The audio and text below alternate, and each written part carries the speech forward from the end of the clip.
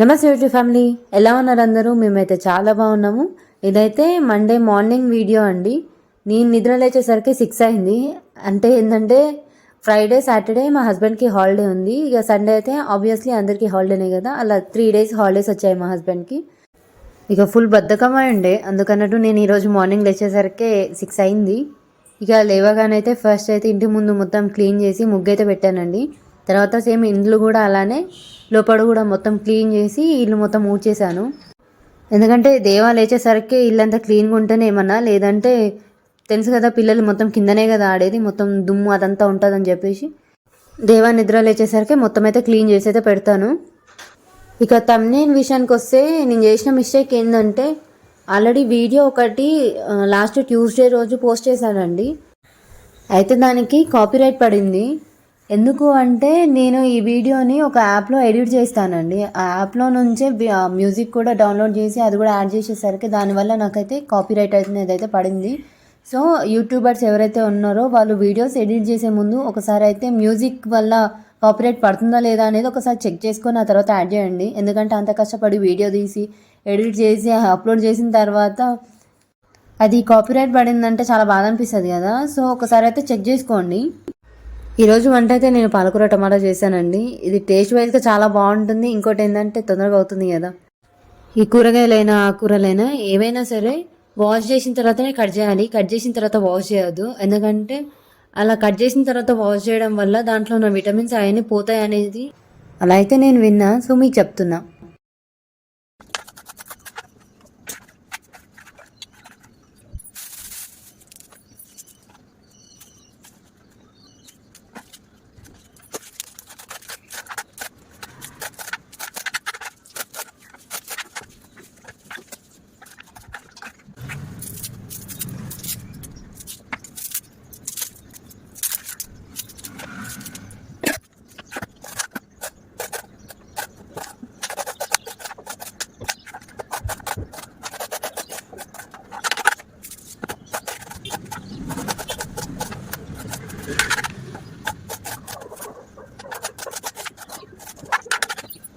ఇక నేను నిద్ర లేవగానే ఫస్ట్ చేసే పని ఏంటంటే బియ్యం కడిగి పెడతాను. ఎందుకంటే అలా వాటర్లో నానడం వల్ల అన్నం అనేది మంచిగా ఉడుకుతుంది. అందుకన్నట్టు నేను ఫస్ట్ అయితే బియ్యం అయితే కడిగి పెడతాను.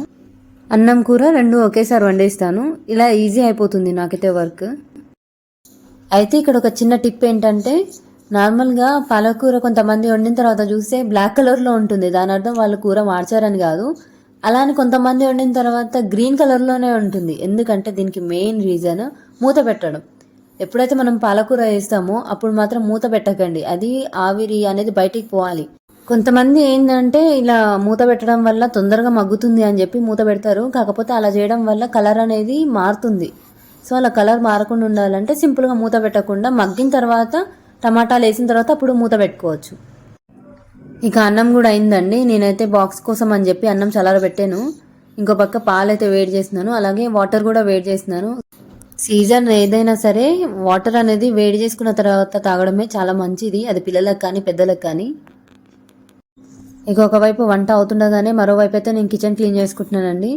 ఇక వంట చేసేటప్పుడు అయితే ఆబ్వియస్లీ అన్ని కింద పడుతూనే ఉంటాయి కదా. సో అవన్నీ అలానే ఉంచడం వల్ల ఏంటంటే ఇక కొంచెం గలీజ్ అయిపోతుంటుంది కదా కిచెన్. అందుకన్నట్టు అలా లేకుండా ఉండడానికి ఎప్పటికప్పుడు అట్లా క్లీన్ చేసుకోవడం వల్ల స్మెల్ అనేది కూడా ఉండకుండా చాలా బాగుంటుంది, కిచెన్ నీట్గా ఉంటుంది.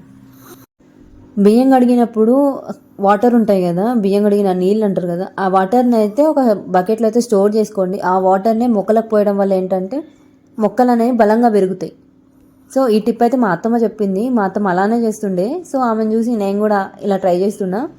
తర్వాత మా హస్బెండ్కి అయితే నేను బాక్స్ అయితే పెట్టేశానండి. మీ కనుక ఈ వీడియో నచ్చినట్టయితే, అంటే దీంట్లో చెప్పిన టిప్స్, ఈ వీడియోలో చెప్పిన టిప్స్ కనుక మీకు యూస్ఫుల్ అయినాయి అన్నట్టు అనిపిస్తే మాత్రం నాకైతే ఒక లైక్ చేయండి, కామెంట్ చేయండి. అలాగే నా ఛానల్ కనుక సబ్స్క్రైబ్ చేయకపోతే please subscribe my channel. And thank you for watching.